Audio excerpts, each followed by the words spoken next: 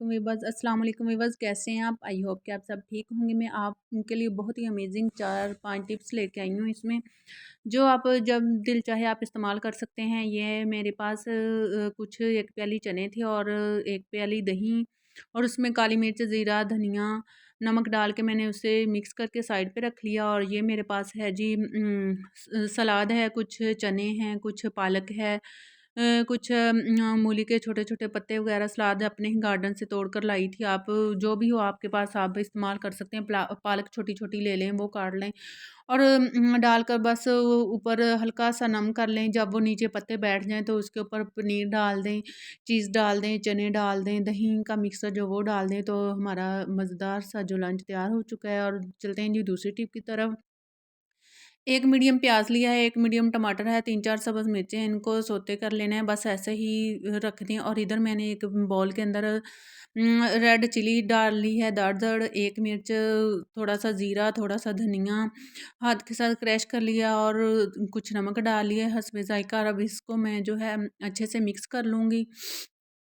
Mix करने के बाद ही मैं इसमें अंडे डालूँगी, 4 अदद जो है अंडे डाल रही हूँ। आप लोगों ने ध्यान से तोड़ना है, कहीं छिलके जो हैं वो अंदर ना चल जाएँ। अक्सर ऐसे होता है कि तोड़ते हुए जो छिलके हैं वो अंदर चले जाते हैं, तो फिर जब हम खाते हैं तो वो मुँह के अंदर आते हैं तो बहुत अजीब-सा फ़ील होता है मुँह के अंदर। तो आप लोगों ने ये ख़ास ख़्याल रखना है और अच्छे से फिर अब हम इनको फेंट लेंगे। अच्छे से फेंटना है, इतना फेंटें कि जितना आप फेंटेंगे ना उतना ही हमारा जो है अंडे फ्लफ़ी बनेंगे। फेंटने से सॉफ्ट और फ्लफ़ी होंगे और मज़े के लगेंगे।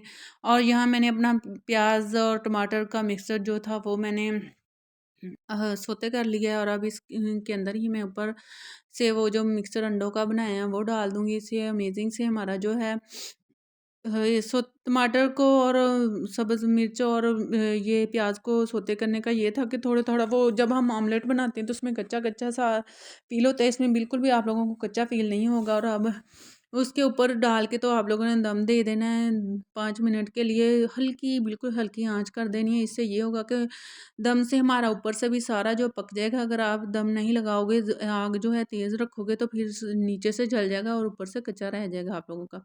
ये देखें जी माशाल्लाह से मेरा ऑमलेट तैयार हो चुका है और मैं इसको इससे ही प्लेट में डाल लूँगी। अल्हम्दुलिल्लाह माशाल्लाह से देखें नीचे से बिल्कुल भी जला हुआ नहीं था। और मैं इसको जो है सुबह के वक़्त जो है नाश्ते में इस्तेमाल कर रही हूँ। अल्हम्दुलिल्लाह से 2-3 जो है ब्रेड के पीस जो वो तवे पर मैंने उसको सेक लिए थे, क्योंकि मेरे पास वो ब्रेड स्काई करने वाली मशीन नहीं थी। और अब मैं आ गई हूँ जी अपनी तीसरी टिप की तरफ। ये भी बहुत अमेजिंग है। ये जो है जो मैं पकोड़े बना रही हूँ बहुत क्रिस्पी पकोड़े हैं, जैसे चपली कबाब होते हैं, ये उस तरह के पकोड़े बनेंगे हमें। ये मैंने 1 प्याली जो है 1 प्याली के करीब मेरे ख़्याल में पालक थी मेरे पास, वो मैंने काट ली। और 1 प्याली मेरा बेसन था और 2 मैंने जो है आलू कद्दूकस कर लिए थे। और अब इसमें ज़ीरा मसाला सब कूट के डाल रही हूँ और 1 भर के चम्मच दादर मिर्च का, नमक का और हल्दी डाल दी है।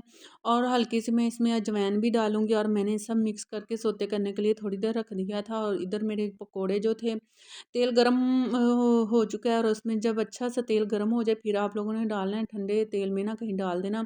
तो थोड़ा-थोड़ा ऊपर से प्रेस करके डालें। अगर ऐसे गोल से करके डाल देंगे तो फिर अंदर से जो कच्चे रह जाएँगे, क्योंकि ये हमने जो है आलू कद्दूकस किए हुए हैं, इसलिए आप थोड़ा-सा प्रेस कर के डालोगे तो फिर इंशाल्लाह हमारे जो हैं चपली कबाब इतने मज़े के बनेंगे, क्रंची और क्रिस्पी बनेंगे।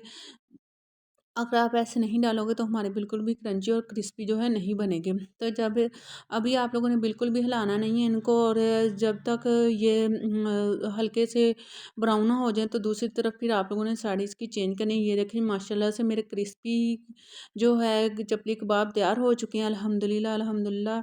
खाने में भी देखने में कितने अमेज़िंग और खाने में कितने मज़े के होंगे ये तो हम खा के बताएँगे आप लोगों को अल्हम्दुलिल्लाह जी। माशाल्लाह से अब मैं इसके बाद जो है दूसरे और पकौड़े निकाल लूँगी, डाल डाल दिए मैंने अंदर।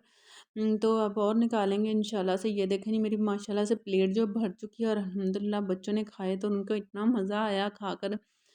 तो वो मम्मा से रेसिपी पूछ रहे थे, मैंने कहा ठीक है जी बताऊँगी फ़ारिग हो। ये जो है मेरी जी अगली टिप, ये भी बहुत अमेज़िंग है। सर्दी का मौसम है और आप लोग क्या करें, देसी मुर्गी ले लें या ब्रॉयलर जो भी मिले वो ले लें।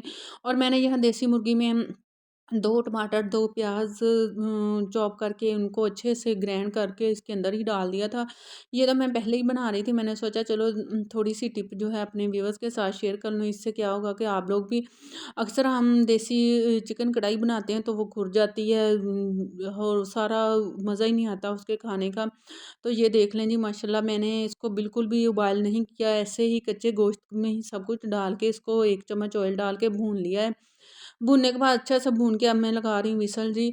विसल आप लोगों ने 10 मिनट तक लगाना है, जब तक ऐसे करना है कि जब इसकी सीटी चलना शुरू हो जाए तो उसके बाद सिर्फ़ आप लोगों ने 5 मिनट लगाना है।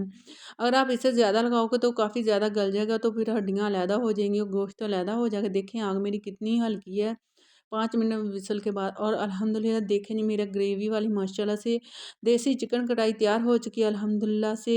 आप भी बनाएँ और मज़े उड़ाएँ, क्योंकि दूसरी तो चिकन कढ़ाई जो है वो तो बनाते ही रहते हैं, देसी की बनाना ये एक काम होता है, वो ही बना सकता है जो बना सकता है, वरना कोई आसानी से नहीं बना सकता। अब चलते हैं जी बहुत ही अमेज़िंग और अच्छी टिप की तरह। जो मूँगफली है सर्दी के मौसम में बहुत ही मज़े की होती है, खाना तो इतनी लज़ेदार और निकालना उतना ही मुश्किल। जैसा कि मिठाइयों में, हलवे में हर जगह इसकी गचक बन रही है। हर जगह इसको इस्तेमाल कर रहे हैं, तो हम लोगों ने निकाल ली थी और मैंने क्या किया था जो इधर मैंने कहा चलो आज हम इसकी एक गचक बनाते हैं, लेकिन मैं वीडियो जो थे वो स्किप कर दी, मैंने वो नहीं बनाई।